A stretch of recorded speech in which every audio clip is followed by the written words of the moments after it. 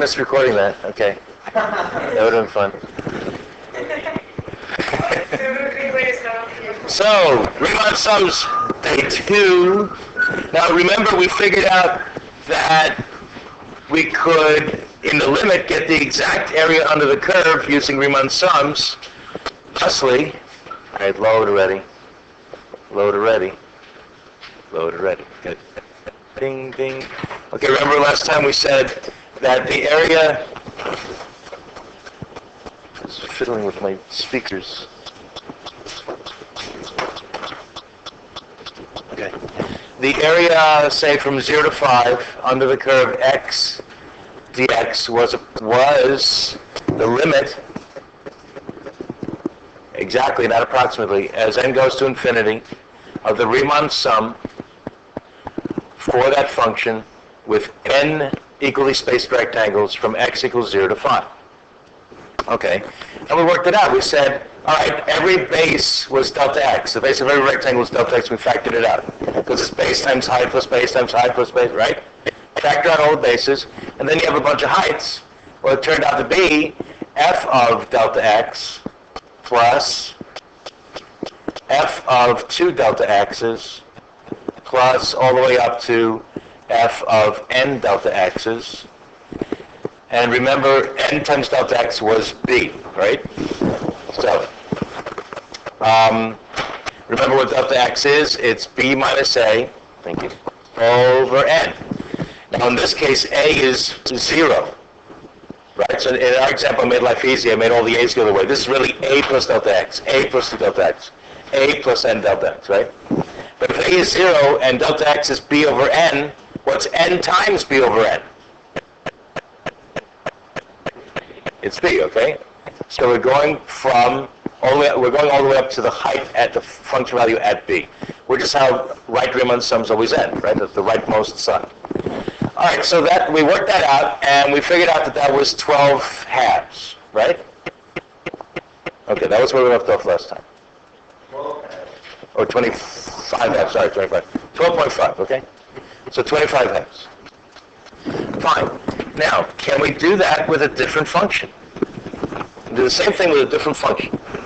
You ready? Let's see if this works anywhere we want it to work. Let's say I want the area from 0 to 5 under x squared. Okay? That's going to be the limit as n goes to infinity of the right sums under x squared for n equally spaced rectangles from 0 to 5. Okay? Now that's going to be the limit as n goes to infinity of delta x times. Now what did we say? F of delta x plus f of 2 delta x plus f of 3 delta x, right? What's f of delta x? This is f. So what's f of delta x? Delta x squared. Plus, remember last time? The function was x, so f of delta x was just delta x. F of 2 delta x was just 2 delta x. F of 3 delta x was just 3 delta x. But now, it's delta x squared, it's 2 delta x squared, it's 3 delta x squared, all the way up to n delta x all squared. Okay, how are we going to evaluate this limit? Well, realize that it's a sigma. This is the limit as n goes to infinity. Delta x, remember, was b over n, right? So this is affected by the limit. I'm going to keep that in the limit. But can you write the rest in sigma notation? Sigma what? What do you think? Can you summarize this as a summation?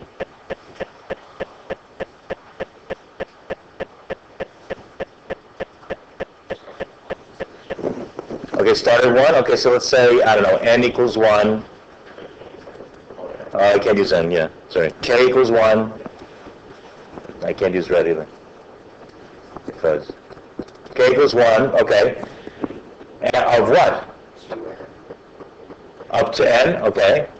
Right, because what's K? Who's K? 1, 2, 3, all the way up to n, right? All right, so what goes here? K squared and delta x squared. Okay. Fine. So, what does that do for you? Well, notice we have a delta x squared times a delta x here, right? So I can write it this way. I can say the limit, as n goes to infinity, of delta x cubed times the sum of the first n perfect squared. Well, delta x squared times delta x. Right? So that's what we're doing. Now, last time we ended up with something similar. We ended up with this.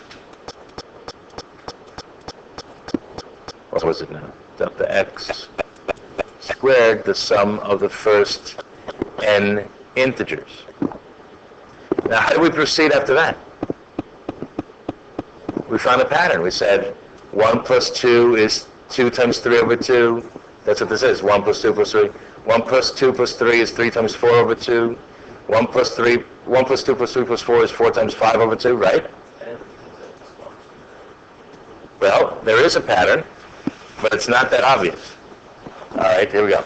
What are the first n, what's the sum of the first n perfect squares? Well, I don't know. Let's see.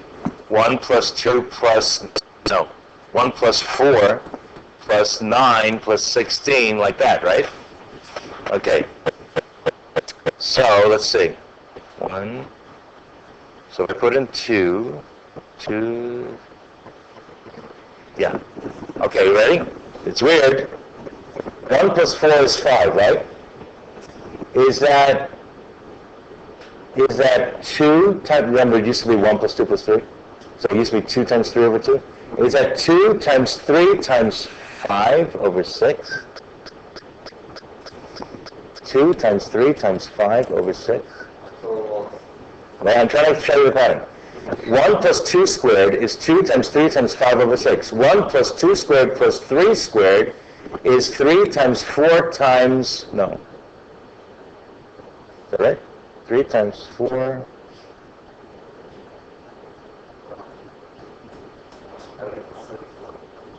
Three times 4 times, yeah, that's right. Okay, times 7 over 6. Let's see. 1 plus 4 plus 9 is what? That's 14. Is that 14? What am I doing? 1 squared plus 2 squared plus 3 squared plus 4 squared is 4 times 5 times 9 over 6. Isn't it? Let's see, that was 14 and 16 is 30. Is that 30?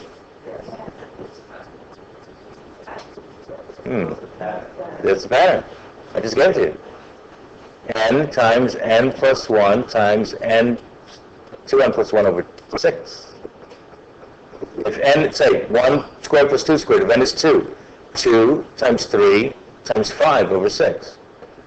If 1 squared plus 2 squared plus 3 squared plus 4 squared, n is 4. 4 times 5 times 9 over 6. That's the pattern.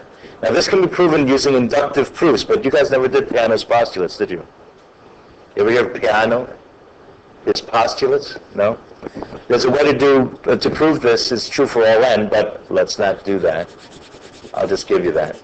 Alright, so the sum of the first n perfect squares is this. I can replace this with this, is what it means. Okay, so let's do so. So this is the limit, as n goes to infinity, of, alright, now I'm going to replace this with this, and this with, remember what was it? It was b over n, and what's b in this problem? 5, right? So I'm going to replace delta x with 5 over n. Remember, it's b minus a, but a is 0, over n. And that's cubed, right? Times the sum of the first n perfect squares, that's this. How would you figure that out? I just showed you. I know, but like... How do you prove it? You need inductive proofs, which you guys don't know about inductive proofs, and I'm going to go into that right now. All right, so, but can you do this limit? Well, sure you can, because this numerator is what degree? And this denominator is what degree? What degree is the denominator? 3. So don't you know how to do equal degree? That's what this is. But we gotta work this out. So let's work this out. Let's see. N times n plus 1 is just n squared plus n, right? N squared plus n times 2n plus 1 is just FOIL. Now, what is 5 cubed?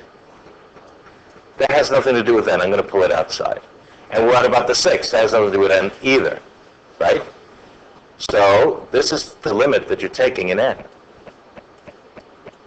You can leave this inside if you want, but you don't have. I'm saying it doesn't really matter. All right, can we work this out? Well, do we really have to FOIL everything out? What's the leading coefficient going to be? 2 over 1. So what's this limit? 2. What about 2/6? 1/3. I'm done. Is that what you would have gotten using antiderivatives? Remember, for hundreds of years, nobody knew about antiderivatives having anything to do with this. But you know the fundamental theorem of calculus part 1, don't you? Let's try it that way. Remember the original problem? What was the original problem? This thing.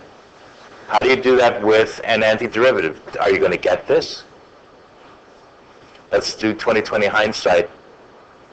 And let's see if this is correct, the newfangled way. What's the antiderivative? X cubed over 3. So does it stand to reason we get thirds? All right, plug in 0, plug in 5, subtract. Well, what's 5 cubed? What's 0 cubed? So what do you get? Amazing.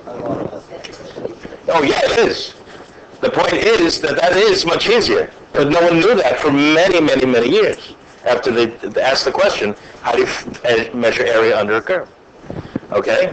So it's instructive to note that's why the antiderivatives work the way that they do. Because it's based on all of this craziness up here, all this Riemann sum stuff. Oh, I wouldn't do that to you, would I? No, I wouldn't do that. No, but you need to know this. You need to know how to. Well, all right. Let's put it this way. It's important to note this historically. 1, 2. They give you questions like this in part 1 on the AP.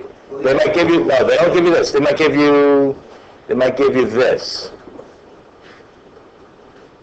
But if you've never seen it before, you wouldn't realize that. Oh yeah, in 2 seconds I can do this. You see what I'm saying? If they gave you this on the part 1, right? Multiple choice Monday, right? If this is a multiple choice Monday, you can do this instead. Yeah.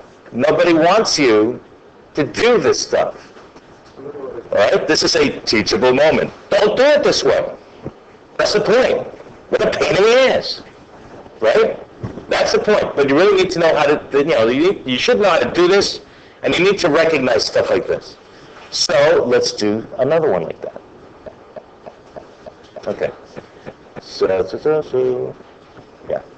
Let's try this one. What if I want the same domain, different function,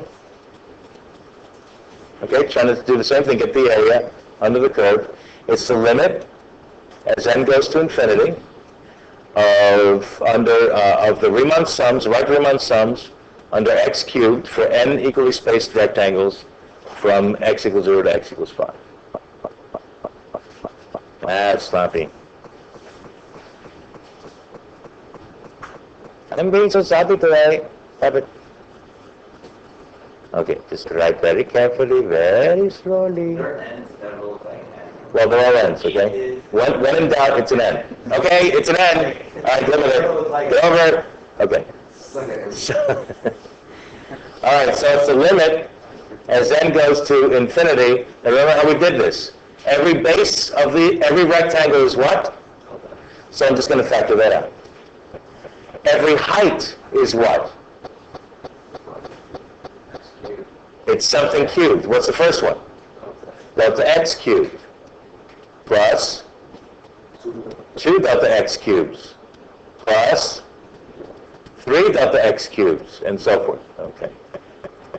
Now, there's a simple case where a is 0 and right Riemann sums. You can do this with left Riemann sums. You can do this with a not equal to 0. But it's a big mess to simplify. I'm not going to get into that right now. Okay? So there you go. So let's rewrite this as a sigma. It's the limit as n goes to infinity of delta x times what summation? K goes from 1 to n, what are we summing? K delta x all cubed. You can put parentheses around and make it all cubed, or just cube each one separately if you like, same thing. What? Yeah, I don't care. Go away. Right, pull out the delta x again. Okay, so the limit as n goes to infinity of delta x to the fourth, the sum as n goes to, as k goes from 1 to infinity, or k goes from 1 to n actually, of k cubed. Now we got to talk about what's the sum of the first n perfect cubes. 1 cubed, 2 cubed, 3 cubed, 4 cubed. Well, remember 1 plus 2 plus 3 plus 4 was easy, right? 1 plus 2 was 2 times 3 over 2. 1 plus 2 plus 3 was 3 times 4 over 2. 1 plus 2 cubed, well, that's 9. Let's see, 1 plus 2 is 2 times 3 over 2 is 3, but this is 9. 1 plus 2 plus 3 was 3 times 4 over 2 is 6. But what's 9 and 27? Do you not see a connection? Do you not see a connection between 3 and 9, 6 and 36? It's just this is just a square of that rule. 1 plus 2 plus 3 plus 4 is 4 times 5 over 2, which is 10. Well, what's 36 and 64? 100. So this is n times n plus 1 over 2. What's this? N times n plus 1 over 2, all squared. That's the rule for the first n cubics. Guys, you got to get with the program. In 1789, was it Euler? No, Gauss. Did I tell you about Gauss? Yeah, Gauss figured this out with his dunce cap on in the corner of the room in 2 seconds. Well, 2 minutes. It wasn't long enough for the teacher to get rid of him, though. The teacher was trying to get rid of him for a while. It was a pain in the ass. All right, so let's do it. Here we go. The limit as n goes to infinity of, let's see, well, delta x to the fourth is what? 5 over n to the fourth, okay. And this sum, we just said, it's n times n plus 1 over 2 all squared. And now all we have to do is a limit, and hopefully it's one of those equal degrees again. Well, let's see, what is n times n degree? 4. And square that, right? And what's n to the fourth of the denominator?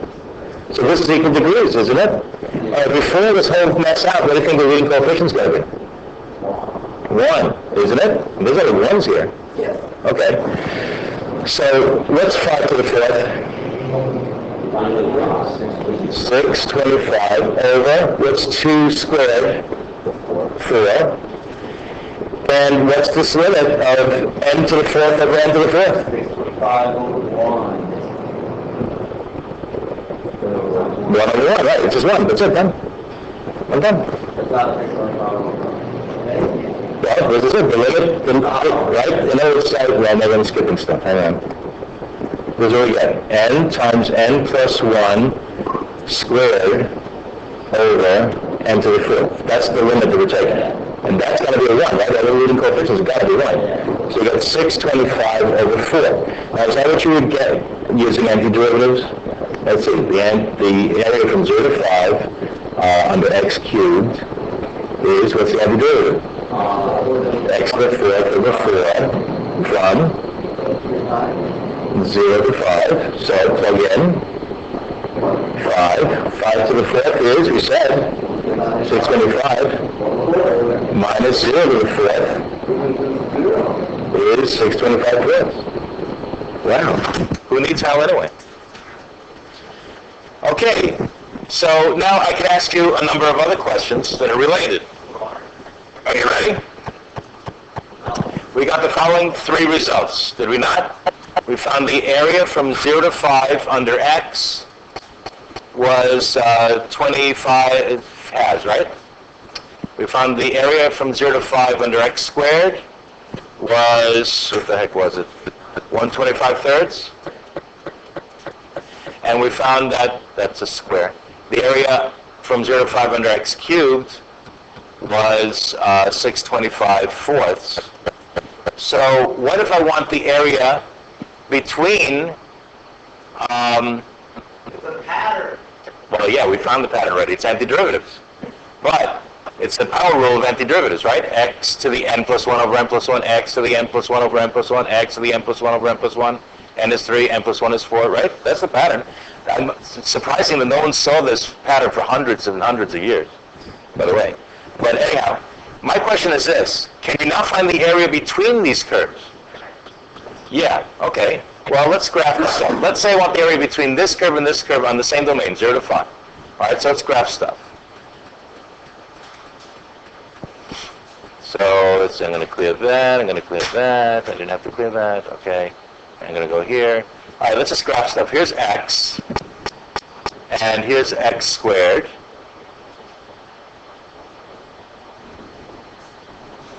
And let's make our window just 0 to 5 for the hell of it. I'll move this a little bit. 0 to 5. And let's graph that, see what it looks like. There's y equals x. Not a friendly window, not a square window, but such is life. And yeah. The problem is, there's a problem here. Do you see it? From 0 to 1, x is squared is below x, right? Because when you square a half, it becomes smaller, a quarter. But from 1 to 5, the squaring gets bigger, like 2 squared is 4. So what's the problem? I don't have enough information to do this. All right, let me change the question a little bit. How about if I just go from 0 to 1? Let's just focus on 0 to 1. The question was, what's the area between this curve and this curve on this domain? Now, usually what you would do is take higher minus lower, right?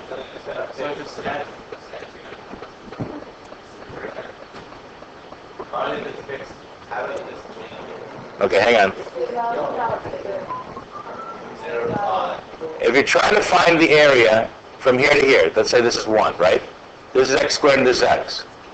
Notice you have, under x, you have this rectangle, right? And under x squared, you have this rectangle. So yeah. So how do you get just this much? Subtract the big rectangle minus the little rectangle. But the big rectangle minus the little rectangle isn't the same order from 1 to 5, is it? So that's a problem. Okay. So let's recalculate this stuff from 0 to 1. Let's just do 0 to 1. How do we recalculate this stuff from 0 to 1? All right. Yes, yeah. Right. But the point is we can do this. All right, if I go from 0 to 1, what changes here?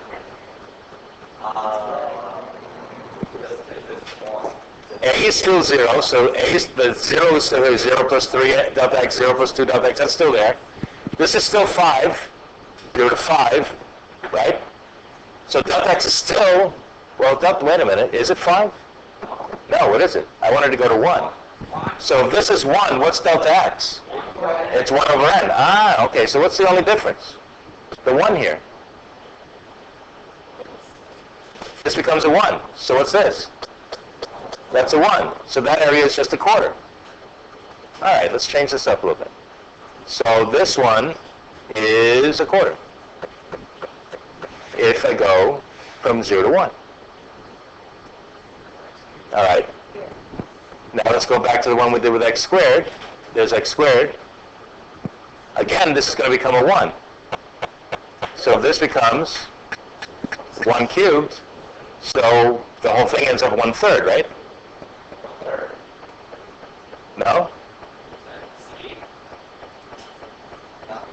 This is 1/6, but don't forget there was a 2 in here. So it became a third on the bottom. So it's 1/3, right? All right, so this is 1/3. If I go from 0 to 1, and I get 1/3 there. Okay, but we don't have this one on the screen. Now, let me go back to that one. I have it here somewhere. Blah, blah, blah. Okay, that one ended up with, it was 25 halves because there was a 5 squared. So if there isn't a 5 squared, there's a 1 squared. It doesn't end up being 25 halves. It becomes 1 half. Okay. That was an easy fix. Yes, I know, but I'm trying to use my Riemann sums, damn it. Okay, so what is the area from 0 to 1? Right? Huh? Right? Oh, yeah, sure. Well, of course. Oh, that part. Oh, yes, of course. All right, so the larger function, the higher rectangle is x. The lower rectangle is x squared. So how do you get the area between the curves? You subtract the areas. This is the whole area under the x, under this triangle, right? The whole area under the parabola, just under this. You subtract those two, you get the answer, don't you? So it's going to be 1 half minus a third. You need common denominators. I know this is tough. What do you do? 3, 6 minus, that's a 6. Yeah. Minus what? 2, 6 is usually 1, 6. Last time I checked, yeah. Okay, and so likewise, so in other words, if you know the total area under the curves, you can find the areas between the curves simply by subtraction. What if I wanted the area between x squared and x cubed? Let's make sure we know who's the higher function. Let's compare x squared and x cubed, and again, we're only doing from 0 to 1, right? So let's make this x squared, right there, and do x squared and x cubed. Just make sure nothing weird is happening. And that was stupid. X squared. Right. Okay, and all right, let's just graph that from 0 to 5. So there's x squared, and there's x cubed. From 0 to 1, x cubed is even lower, right? Because if you square a half, you get a quarter. But if you cube a half, you get an eighth. It's smaller still, right? So it's similar to this situation here.